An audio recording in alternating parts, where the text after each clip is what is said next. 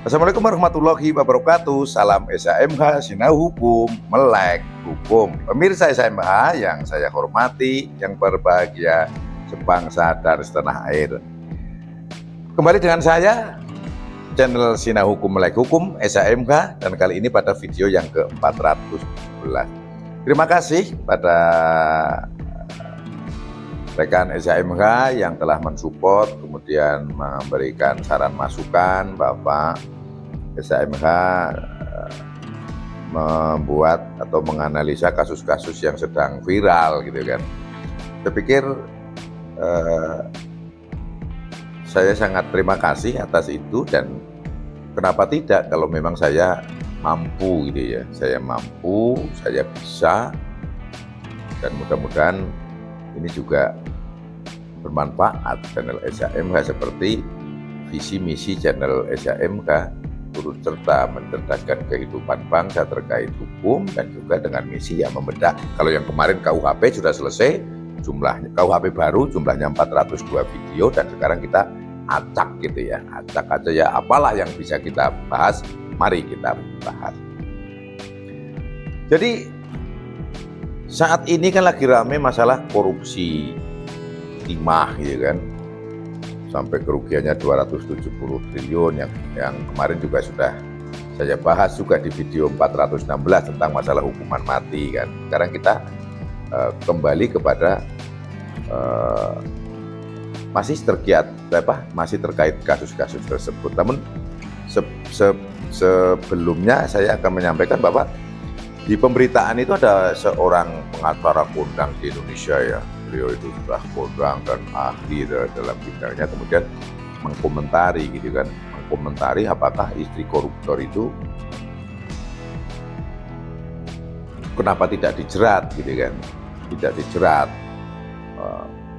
Ada dua jawaban, sehingga saya menilai beliau itu menjawab sangat hati-hati gitu kan. Bisa iya, bisa tidak. Marilah kita lihat ini kan. Tapi saya feeling nih ya, karena jawabannya itu 50-50, aman, saya yakin beliau itu tahu apa? Tahu bahwa sebenarnya bisa dijerat hukum istri-istri koruptor itu. Andaikan beliau itu, ini feeling ya, andaikan beliau itu tahunya bahwa itu tidak, pasti akan tegas jawab. Itu tidak bisa dengan argumentasi hukum ini ya. Dengan adanya argumentasi hukum yang ya kita lihat belum tentu juga bisa iya, bisa iya. Nah itu dalam benak beliau, saya yakin beliau tahu sebetulnya ada pasal yang dapat menjerat, menjadikan yang bersangkutan si istri-istri koruptor itu bisa menjadi tersangka dalam tindak pidana berkaitan dengan korupsi itu. Sebelum saya menyampaikan lebih jauh, saya akan bercerita atau menerangkan. Jadi sekitar tahun 2015-2016 saya tahun itu ada pencuri yang akhirnya pelaku ini tertangkap nih akhirnya. Itu lucu gitu, lucu tapi juga jengkel gitu loh. Jadi yang dicuri itu aneh-aneh, contoh wajan gitu kan, wajan, panci, helm-helm di rumah gitu kan, sandal, sepatu, ambil semua. Jadi kalau misalnya ada rumah kosong, ada helm ditaruh samping rumah, ada sepatu-sepatu, ya ada yang bagus, ada yang nggak bagus gitu kan. Itu habis sama dia itu. Dihabiskan, dicuri barang-barang seperti itu. HP juga itu kan. Itu TKP-nya 2 hari sekali. 2 hari sekali sudah terjadi belasan TKP. Hari malam minggu ada TKP, nanti malam Rabu ada TKP, malam Selasa, terus saja belasan kali itu kan. Nah, yang menjengkelkan lagi itu ada sebuah ini, mohon maaf ini ya, saya cengengesan, tapi memang benar ini kejadian benar. Perkaranya ditangani oleh Polsek Wates, Polres Kulon Progo tahun itu. Ada sebuah warung soto di pinggir sawah itu ya, warung kecil ya gitu kan, baru buka dia itu, juga masih baru bangunannya kan, itu dibobol sama dia itu. Jadi wajan, kompor, gas LPG, kecap di dalam botol itu dibawa. Yang lebih jengkel lagi, kloset jongkoknya itu dongkel ikut dicuri gitu. Mangkok-mangkok untuk jualan itu dicuri juga sama yang pelaku ini. Nah, akhirnya pelaku ini ketangkap. Diketemukan dan ditangkap. Pelaku adalah orang wilayah Kecamatan Bayan, Kabupaten Purworejo, Jawa Tengah. Inisialnya GR. Dan dia punya istri. Nah, dia itu kan mencuri HP juga kan. HP-nya itu diberikan kepada istrinya, si HP itu. Kemudian apa secara hukum oleh penyidik Polsek Pates pada waktu itu, istrinya dilakukan peristiwa untuk terkait masalah penerimaan, memberi HP, membawa HP, yang hasil dari pencurian si suami itu, gitu, maka dilakukan penyidikan dan si istri ditetapkan sebagai tersangka. Berkas si istri ini P21 lanjut disidang dan vonis terbukti bersalah dengan meyakinkan berdasarkan alat bukti, divonis dengan tindak pidana penadahan. Ya kan? Jadi yang mencuri suaminya, HP-nya diberikan kepada si istrinya, dan istrinya dapat ditetapkan sebagai tersangka, dan dalam proses persidangan itu divonis, mendapatkan vonis. Tahunnya kurang lebih 2015 kalau enggak 2016. Inisial GR. Silahkan dibuka di SIPP PN Pates, itu ada dokumen. Kemudian kita akan bahas masuk ke materi, yaitu tentang pasal berapa sih yang mengatur tentang penadahan kan gitu. Nah, penadahan di dalam KUHP lama ya bahasa saya, karena kemarin kita membahas KUHP baru, diatur di dalam pasal 480 KUHP, berbunyi demikian. Diancam dengan pidana penjara paling lama 4 tahun atau pidana denda paling banyak Rp900 karena penadahan. 2. Ayat 1. Barang siapa membeli, menyewa, menukar, menerima gade, ini tidak.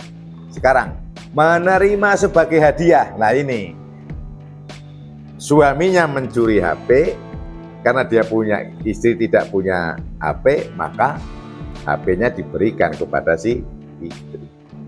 Berarti si istri ini menerima, karena pemberian dari suami, oke lah, katakanlah sebagai hadiah. Atau karena ingin mendapat keuntungan, tidak masuk di sini. Menjual tidak masuk. Menukarkan tidak masuk. Menggadekan tidak masuk.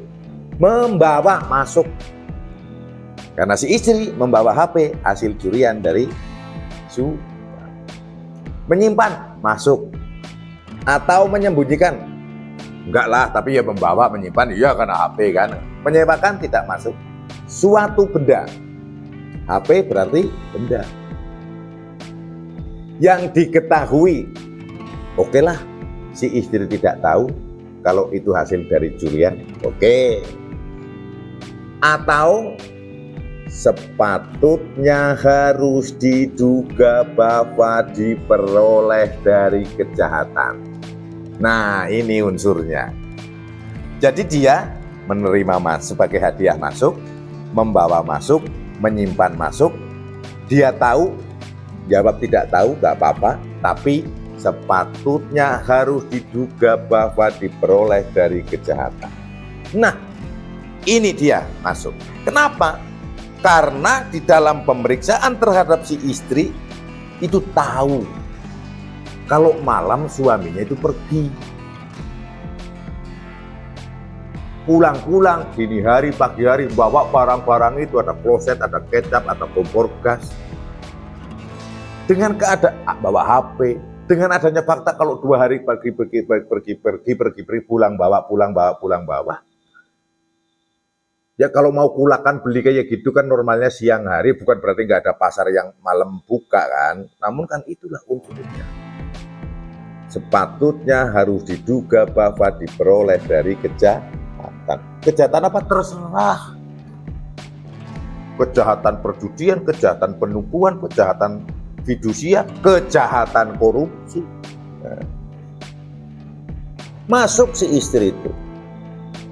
Nah, kemudian ini saya pikir untuk pasal 480 KUHP ayat 2 tidak perlulah kita bahas, kita ayat 1-nya aja. Kemudian, bagaimana dengan para istri-istri koruptor? Jelas, ya kan? Menerima sebagai hadiah malah miliaran itu ya diterima itu. Ya enggak? Kan dari hasil itu kan, walaupun mungkin dia ngomong tidak tahu, nanti masalah tahu atau tidak tahu, patut bukan tahu akan saya bahas di akhir video. Ini menarik. Menerima sebagai harus dihadiahi ini. Hadiah tidak harus barang. Hadiah piknik-piknik gitu kan. Ke Eropa kemana itu kan. Hadiah untuk karaoke, hadiah gitu. Ini satu unsur masuk. Membawa barangnya kan, hadiahnya kan juga dibawa-bawa, enteng, kondangan atau apa, atau mungkin kalau mobil ya dikendarai kan, membawa. Menyimpan ya mungkin uangnya disimpan atau di brankas gitu kan. Atau menyembunyikan ya mungkin enggak lah, menyewakan enggak mungkin lah, orang masa nyewa kayak rental aja enggak mungkin. Suatu benda yang diketahui. Oke lah, kalau dijam kan tidak tahu, oke gitu. Tapi kalau sepatutnya harus diduga bahwa diperoleh dari kejahatan lain. Orang kalau berpikir normal, usahanya apa sih kan itu kan? Usahanya apa? Oh, usahanya tambang begini-gini, usahanya apa? Ini. Oh ya, kalau si GR itu tadi yang orang bayar itu usahanya jualan kelitian, Pak. Kelitian itu menjual barang-barang bekas itu ke pasar-pasar. Tapi itu tadi barangnya hasil nyuri dijual kelitian, mangkok soto itu kan. Ya kan? Yang namanya barang kelitian kan seperti itu kan, rekan-rekan masuk kok. Apalagi ini. Pasti mempertanyakan. Kemudian kalau ada pertanyaan begini, atau jawaban, ya itu saya kan posisinya istri, ya saya tidak perlu tahu kegiatan suami saya, yang penting loh. Kemudian kalau dia istrinya dan suami istri itu kok tidak mau tahu, itu enak sekali. Nah, terus niatannya pada waktu nikah itu apa gitu. Kok enak sekali. Ya saya tidak tahu. Loh, kok nggak mau tahu. Dan niatan nikah itu apa itu? Orang kampung aja yang suaminya ada dangdut kok nggak pamit nonton, tahu-tahu nggak pulang-pulang sama istrinya dicari, dipukuli di atas panggung kok. Karena apa? Ah, ini pasti walaupun nggak pamit nonton dangdut, dicuriga nih di kampung sebelah. Faktanya kan di YouTube pada suami yang dipukuli sama istri, jangan curiga, itu hanya masalah orang kampung loh, itu orang kampung. Cerdas, wah ini suami nggak mungkin kan, tidak masuk di akal. Kalau tidak pernah menduga, tidak tahu sama sekali, terus niatnya pernikahan itu apa gitu, apa yang penting dapat duit begini ya, nggak mungkin. Nah di sini bahwa ngaku tidak ngaku itu nggak jadi persoalan, nggak jadi persoalan. Jadi penyidikan itu menersangkan seseorang itu tidak membutuhkan pengakuan tersangka. Bukti sudah ada. Tersangkanya itu ngaku, berdua lagi. Bapak sama anak itu yang mengaku. Bapak dia telah mengambil motor dengan membunuh pemilik motor, tukang ojek. Kejadian di Sentolo, perbatasan Lendah, Kabupaten Kulon Progo. Tahunnya lama, sudah 90 sekian, sekitar 96, 95 itu. Bapak dia mengaku bahwa pemilik motor itu dikuampak mati. Kemudian dibuang dia ke laut, ke sungai Progo. Mayat tidak ditemukan. Dia ngaku, tapi tidak bisa dibuktikan bahwa dia telah membunuh orang itu. Yang terbukti hanya pencuriannya, karena ada BB sepeda motor. Tapi dia membunuhnya tidak bisa dibuktikan di PN Wates. Karena apa? Mayatnya tidak ketemu. Itu ngaku loh. Ngaku saja, enggak? Ngaku tidak ngaku, bukan berarti tidak ngaku itu tidak mengakui. Kalau tahu atau tidak mengakui sepatutnya menduga diperoleh dari kejahatan, itu ngaku, mengatakan begitu, itu juga belum tentu bisa dibuktikan. Tapi sebaliknya, ngaku tidak tahu itu bisa saja dibuktikan bahwa itu terjadi. Pasal 480 itu masuk terhadap istri-istri koruptor itu. Karena apa? Penyidikan itu bukan mengejar pengakuan. Walaupun ngaku saja juga harus tetap dibuktikan. Buktinya itu kasus yang membunuh tukang ojek itu. Ngaku saja tidak bisa dibuktikan, ngaku. Jadi bukan ngaku atau tidak ngaku yang menjadi persoalan. Nah, disinilah dibutuhkan kepiawaian penyidik yang menangani perkara dan tentunya penuntut umum yang nanti perang di dalam persidangan untuk membuktikan bahwa dengan adanya kondisi demikian maka dia tahu si tersangka ini, si istri-istri koruptor ini, dia tahu, atau apalagi ada alternatifnya. Sepatutnya harus diduga, sepatutnya istri-istri koruptor ini dapat menduga bahwa itu adalah hasil dari kejahatan uangnya itu. Ya sebagai contoh ya usahanya apa gitu kan, sampai triliunan. Saya itu usaha proyek sehari untung 500.000 itu sudah alhamdulillah sekali gitu. Sekarang sampai hitam saya nanam cabai itu itu ada udah sangat alhamdulillah itu kan. Kalau sampai usahanya kayak begitu langsung tahu sehari 100 miliar, sehari 50 miliar itu kan, ini dari mana ini kan kok bisa kayak begini gitu. Pasti ada pertanyaan. Nah itu butuh kepiawaian. Namun kalau memang mau dicontoh ini ya nyontoh kasusnya istri yang menyandra HP, faktanya juga masuk, apalagi kalau yang gede gitu kan, HP aja masuk ya orang kampung. Penyidiknya cuma penyidik polsek gitu kan, polsek Wates ada itu masuk. Menurut saya sehingga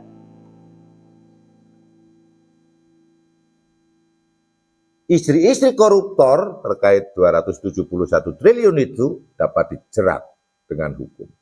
Yaitu pasal berapa? Pasal 480 KUHP tentang penadahan. Nah, dan saya yakin beliau, Bapak advokat itu tahu kalau ada yang masalah pasal ini sebetulnya dapat dijeratkan. Maka beliau jawabannya, ya mohon maaf ini kan feeling aja kan. Kemudian setelah penadahan bisa dimasukkan ke TPPU, tindak pidana pencucian uang, di pasal 2 yang paling bawah. Karena A, B, C, D sampai sekian itu nggak ada penadahan, tapi ada yang paling bawah di pasal 2 Undang-Undang TPPU itu bahwa terkait juga tindak pidana yang diancam hukuman 4 tahun atau lebih. Nah, sedangkan pasal 480 KUHP ini ancaman hukumannya adalah diancam dengan pidana penjara paling lama 4 tahun. Berarti 4 tahun. Pasal 2 Undang-Undang TPPU masuk yang paling bawah. Atas tindak pidana yang diperoleh dari tindak pidana yang diancam pidana 4 tahun atau lebih. Nah, bisa jadi kan pembuat Undang-Undang TPPU, legal drafter, beliau-beliau yang merancang juga memungkinkan supaya kasus penadahan ini masuk. Bisa jadi loh seperti itu, ya enggak? Jadi ini menurut saya umum lah ini kan, umum untuk menjerat istri-istri koruptor. Pasal 480 KUHP. Saya ulangi bunyinya, barang siapa membeli, menyewa, menukar, menerima gade, menerima sebagai hadiah, atau karena ingin mendapatkan keuntungan, menjual, menukar, menggadekan, membawa, menyimpan, atau menyembunyikan, menyewa suatu benda yang diketahui atau sepatutnya harus diduga bahwa diperoleh dari kejahatan 4 tahun. Itu yang bisa saya sampaikan pada video ke-417 ini. Apabila ada salah kata, salah ucap yang menyinggung, mohon dimaafkan dan dimaklumi. Saya tidak bermaksud untuk menjadikan keruh suasana, namun juga kita mari belajar agar terjadi efek jera terhadap pelaku tindak pidana korupsi karena memang kerugiannya luar biasa. Sehingga mari kita bersama-sama, kita, you and me, saya dan Anda, we, bersama-sama untuk menghindari dan jangan sampai melakukan tindak pidana korupsi. Andaikan yang sudah, jangan sampai terulang kembali. Ke depan mari kita bersama-sama menjaga negara kesatuan Republik Indonesia, tidak ada tindak pidana korupsi. Terima kasih. Apabila ada salah ucap, salah kata, salah makna, saya mohon dimaafkan dan dimaklumi. Berikan saran pendapat dan Masukkan pada kolom komentar, tonton terus video SHMH dari awal sampai akhir, subscribe bagi yang belum subscribe. Salam SHMH Sinau Hukum, melek hukum. Wassalamualaikum warahmatullahi wabarakatuh. Terima kasih.